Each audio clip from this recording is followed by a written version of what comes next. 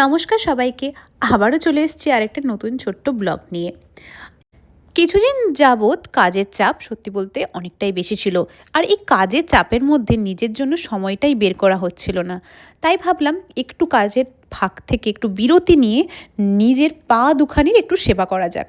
তো যেমন ভাবা তেমনি কাজ, চলে গেছিলাম এখানে একটা ছোটোখাটো পার্লারের মধ্যে এবং করিয়েছিলাম পেডিকিওর।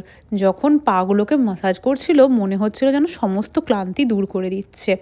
যিনি ম্যাসাজ করছিলেন এবং যিনি পেডিকিওর করছিলেন দুজনেই খুবই ভালো এবং যথেষ্ট কেয়ারফুলি হ্যান্ডেল করলেন।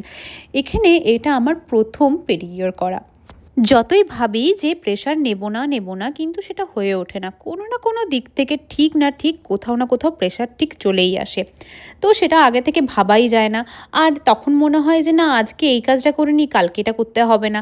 তো এটা একটা ডেইলি রুটিনের মধ্যে দিয়ে চলে। যাই হোক, এই ফাঁকে ফাঁকে এই সমস্ত জিনিসগুলো মনকে সত্যি বলতে গেলে কি শান্তিও দেয় এবং আরামদায়কও হয়ে ওঠে। খুব ভালো লাগলো এখানে পেডিকিওরটা করে আর ক্লান্তি দূর করে। দেখা হচ্ছে পরের ভিডিওতে।